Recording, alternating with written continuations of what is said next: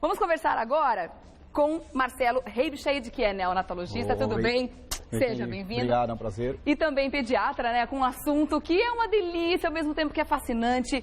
As mães têm uma série de dúvidas, né, quando a gente chega com o bebezinho em casa. Isso é unanimidade, as mães normalmente dizem assim, enquanto está na maternidade, tá tranquilo, as enfermeiras ajudam, né? Elas que fazem praticamente tudo. Chegou em casa, é 100% da responsabilidade da mãe e do pai. Então, dúvidas super básicas, né? Quanto mais informação, melhor, né, doutor? Dúvidas básicas é sempre bom informar, né? Apesar de ser básica, a mãe de primeira viagem, principalmente, é muito difícil, é verdade, né? Então é verdade. bom é muita coisa nova. A gente está entrando num mundo completamente novo. Por mais que a gente tenha adquirido informações ao longo da gestação, ainda bem que duram 9 meses, porque assim dá bastante tempo a gente se preparar. Mesmo assim, no dia a dia, as dúvidas vão surgindo. É importante, sempre fala, é super importante ler livro, ver o site, ouvir opinião, mas assim, o tete a tete, o manual da coisa muda, né? É verdade, bacana, é verdade. É bacana, é gostoso. A gente já começa com uma foto aqui que é de cair o queixo, que bebê maravilhoso.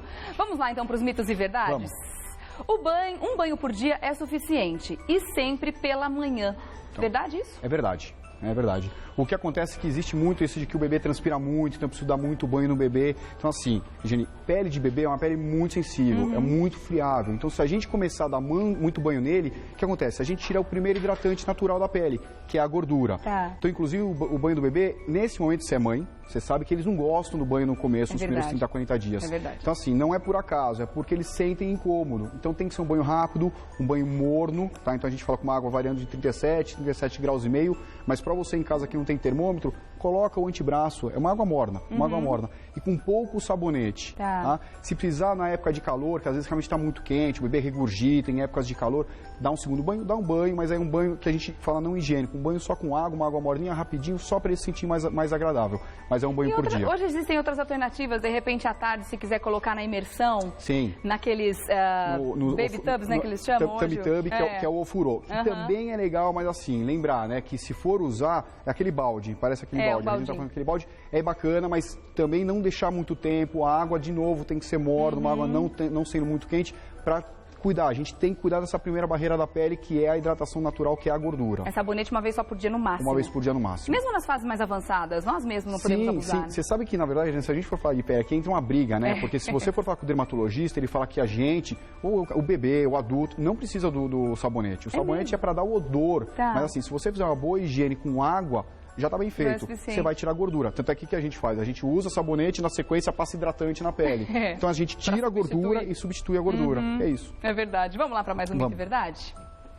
A água do banho deve ser filtrada e fervida até ele completar 1 ano. É bobagem, né? Ai, gente, que trabalheira. Já imaginou ter que ferver água do banho todo dia? Não, e assim, ainda tem gente que faz muito isso. É engraçado porque a gente vê muito no consultório isso, né? Então a mãe fala, minha mãe pede, a avó, no caso, pede para ferver, e a criança está no chão, lambendo o chão. Então fala, entendeu? Pra quê, né? Então assim, óbvio que a água do banho você tem que saber a procedência. Então, eu não sei como tá minha caixa d'água, eu não sei se ela tá limpa, eu não sei se tem É óbvio que você vai ter que tomar um cuidado maior. Então tem que tomar cuidado para fazer a higiene dessa caixa d'água. Mas o banho tem que ser com uma água da torneira, água comum, não precisa, eu sempre falo, a única pessoa que tomava banho com água filtrada e Perrier era o Michael Jackson, os bebês não precisam. Né? Ele falava, isso aí não precisa, é uma água normal. Ainda assim, pra quê, né? Fica a pergunta. Quê? Pra quê? Era ele, né? Ele podia, né? Excêntrico total. Ele podia. Vamos lá para mais um mito e verdade? Nos meninos, a higiene é mais simples. Então, isso é um mito, tá? Existe esse mito porque o pipi é um órgão sexual externo, da menina tem um grande lábio, tem todo o introito vaginal. Então, assim, isso vocês têm que tomar cuidado, porque a mãe, achando que é mais fácil, faz uma higiene muito rápida, muito simples. Superficial, às vezes. E dependendo da idade do bebê, existe a fimose, o prepúcio. Nessa fimose, ela tem que ser aberta. Existe uma gordura, que é o esmegma, que tem que ser retirada dessa fimose. Então, assim, é uma higiene que, para quem tem mão, é mais fácil. É super comum você perguntar para a mãe de menina, qual é a higiene mais simples, da menina ou do menino? Da menina.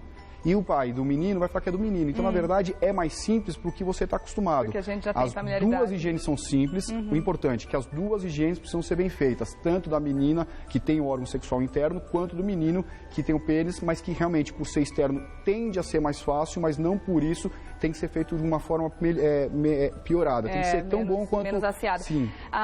Existe uma diferença só com relação a como você deve fazer. No caso das meninas, sempre de cima para baixo, para evitar de levar sujeira, né? Sempre até na região da vagina para a região do ânus. Porque se você faz ao contrário, você corre o risco de levar fezes ou até algum resíduo para dentro da vagina e pode causar um caso de infecção urinária. Tá. O menino não tem esse problema, tá? Por quê? Porque é externo. E a higiene do menino, aí sim é mais simples. Eu me lembro quando eu fiz essa pergunta pro pediatra do Theo, que eu tive menina primeiro, Sim. né? Depois veio o menino, eu falei, e aí, a gente tem que ter essa sequência de cima para baixo? Ele, não, menino é tranquilo, você pode vir de baixo para cima, de cima para baixo, não tem problema nenhum. Por causa desse nosso comentário, dessa higiene, vamos falar dessa higiene do cocô, a higiene do ânus ser mais tranquila, fica também na cabeça das mães que a higiene do pipi mesmo é tão simples quanto. Ela é simples, volto a falar, é simples, mas tem que ser bem feita. Tá certo.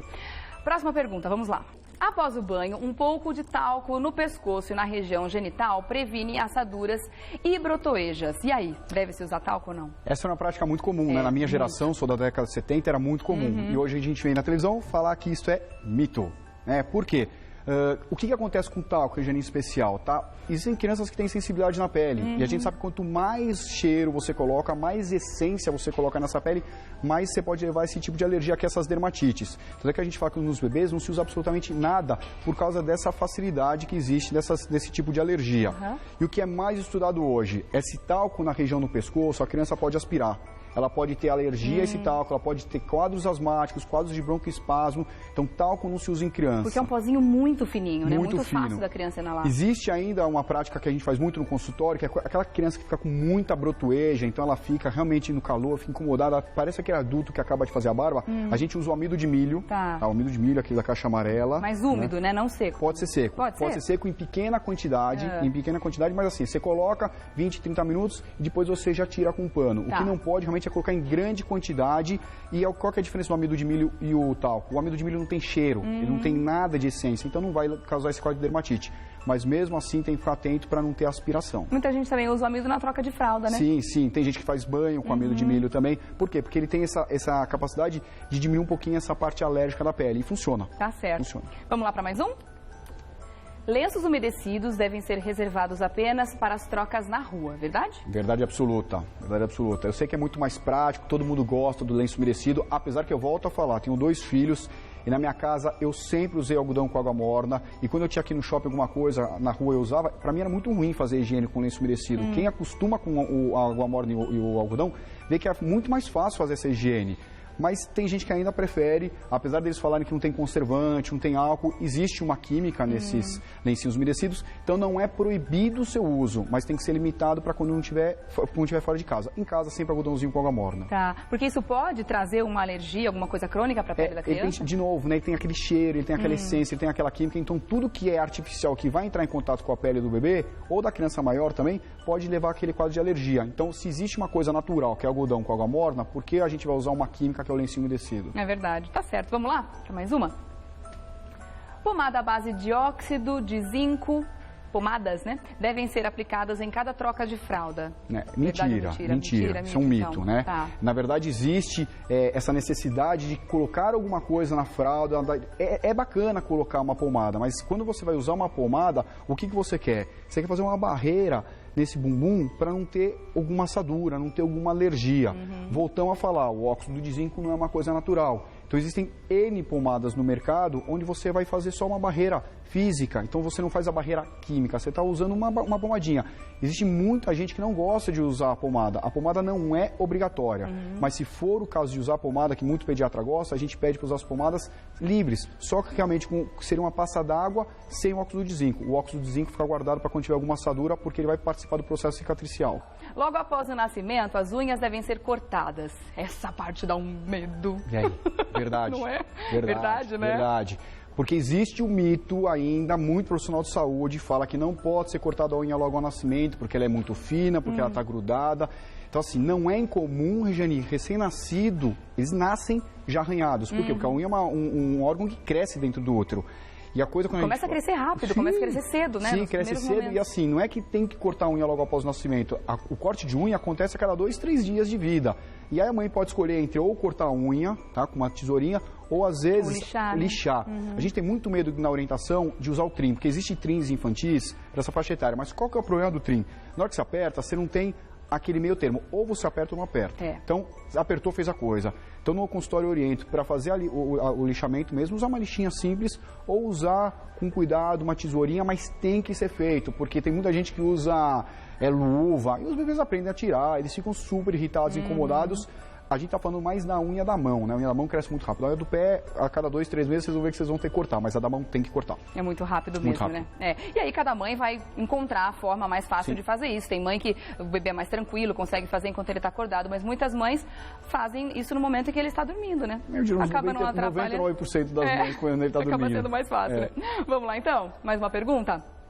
Beijinhos no rosto do bebê são proibidos, podem transmitir sapinho. Gente, tem coisa mais gostosa do que você vai ter o filho e beijar. Não então, tem. Óbvio que isso é mito, né? Que bom. Isso é mito. O que a gente pede, na verdade, é para tomar cuidado com os bebês. Então, por exemplo, o pai que não faz a barba, então ele tem que tomar cuidado para não ficar friccionando o rosto nele. Se tem alguém doente, se tem alguém com sapinho, óbvio que se beijar o bebê, você tem chance de passar qualquer doença, inclusive o sapinho. Então não é só o sapinho, é resfriado, é gripado. Ou seja, pessoa, adulto doente, não vai ficar beijando o bebê, na verdade não deve nem ter contato com o bebê. Mas beije os bebês, é a coisa mais gostosa do mundo. Essa época passa, dá uma saudade e não volta. Beije os filhos de vocês e abracem.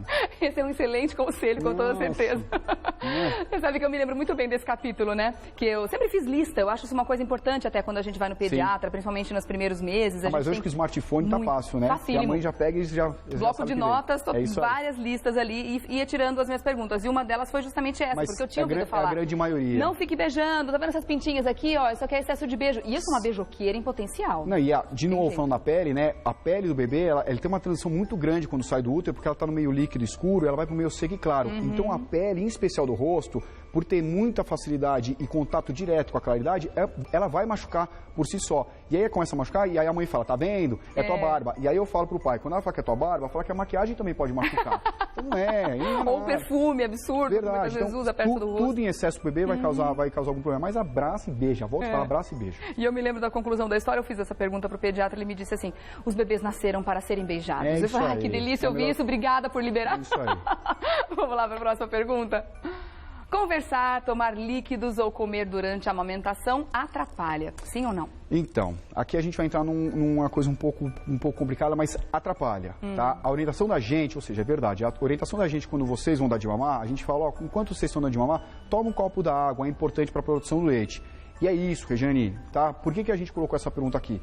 Porque hoje, às vezes a mãe tá dando de mamar e tá conversando. A amamentação, gente, é um momento teu com teu filho, com tua filha. Faça esse vínculo, olhe nos olhos da criança. É isso que vai fazer o vínculo. Então, assim, primeiro, é o momento dos dois. Segundo, é muito comum, e a gente vê isso em shopping center, em consultório, a mãe tá dando de mamar, em vez de fazer esse momento deles, ela tá com o smartphone mandando foto para Facebook, para Instagram. Então, assim, a gente pôs essa pergunta exatamente para isso. É o momento importante, é o momento do binômio mãe e bebê. Ou seja, durante a amamentação, fique com seu filho, namore o seu filho, se concentre no seu filho. Não é para ficar comendo, conversando, bebendo ou mexendo em iPhones ou smartphones. E é tão bom esse olho no olho, né? Faz falta, tá aí né? uma outra coisa que a gente faz falta, né? não vai esquecer. E quando acaba também é um período que infelizmente não tem volta, né? E é maravilhoso. E fora que tem crianças que realmente nem permitem, nem que a mãe fale nada, nem que faça nada, porque acaba tirando a atenção e param de mamar, acaba interrompendo. Então, mas daí o que acontece? Muitas vezes, Gênia, a mãe, às vezes ela não abre mão do smartphone ou disso e prefere dar mamadeira. Então, dá mamadeira, tudo ela pode mexer. Então,